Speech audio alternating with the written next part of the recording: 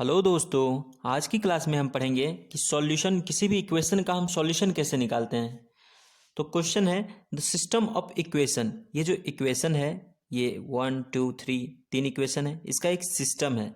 तो कह रखा है कि the system of equation has no solution for values of lambda and mu.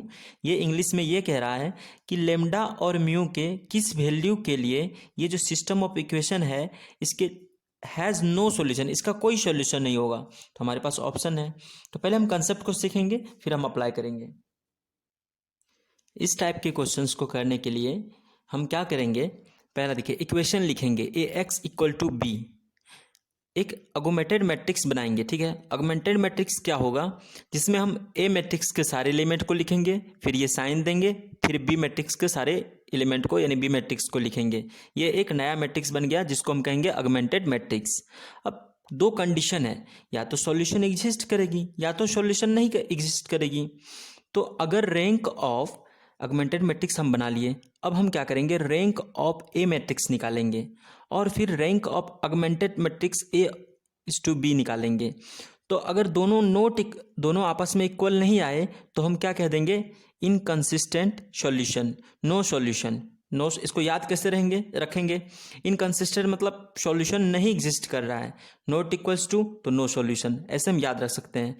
अब दूसरा कंडीशन क्या है इसका एस्पेक्ट, कि rank of A equals to rank of A B.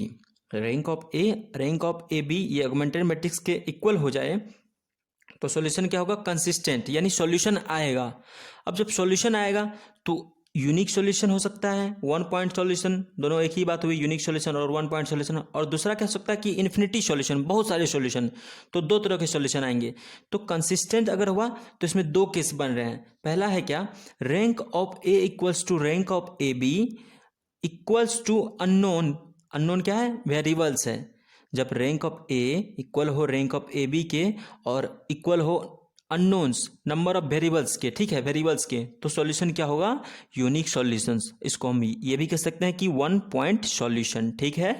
दूसरा केस क्या है, कंसिस्टेंट में अगर rank of A equals to rank of A B हो बट ये rank of A equals to rank of A B less than unknown हो, unknowns को क्या बोलेंगे, वेरिएबल्स, लेस देन अननोन हो, तो इन्फिनिटी मैनी सॉल्यूशन। मैंने जो बताया आप लोगों को शायद कुछ समझ में आया होगा, कुछ बात समझ में नहीं आया होगा। चलिए एग्जाम्पल के थ्रू समझते हैं आखिर क्या बोल रहा है, ठीक है। जैसे ये हमारा क्या था, क्वेश्चन था। इस क्वेश्चन के लिए मुझे पूछा था कि लेमडा और म्यू के किस वैल्यू के लिए हैज़ नो सॉल्यूशन। तो अब क्या कहा है, ए एक्स, ये देखिए पहला क्या कहा है कि ए एक्स इक्वल टू बी लिखो। तो मैंने क्या किया, ए क्या है इसमें, ए है coefficient of X Y Z. देखिए 1 1 1 लिख दिया, 1 1 1 1 4 6 1 4 6 लिख दिया, 1 4 लेमडा 1 4 लेमडा लिख दिया।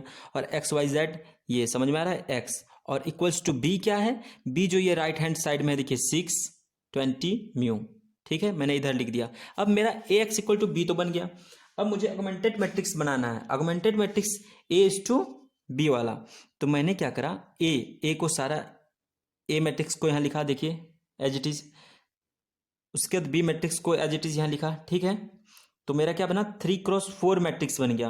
देखिए 3 रो 1 2 3, 3 रो 4 कॉलम, 1 2 3 4, ओके ओके।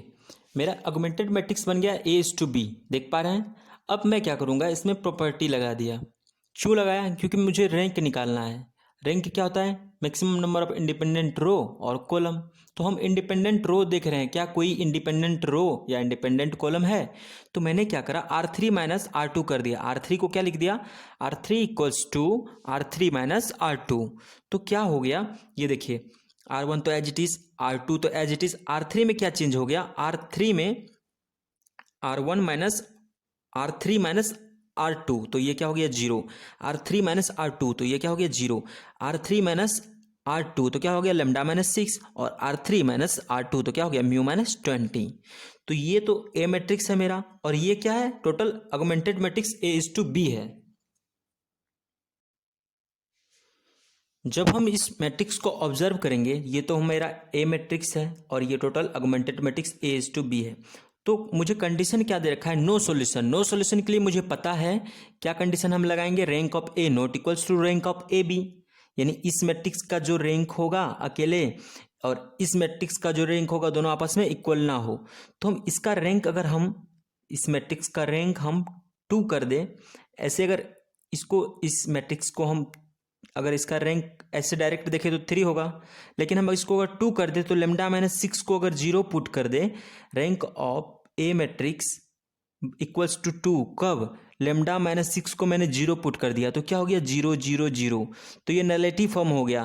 तो इंडिपेंडेंट रो और इंडिपेंडेंट कॉलम कितना बचा, इंडिपेंडेंट रो 1 2, तो रैंक ऑफ ए क्या हुआ, 2 हो गया। कब हुआ, जब लेमडा माइनस 6 को मैंने 0 करा तो लेमडा की वैल्यू 6 आ गई।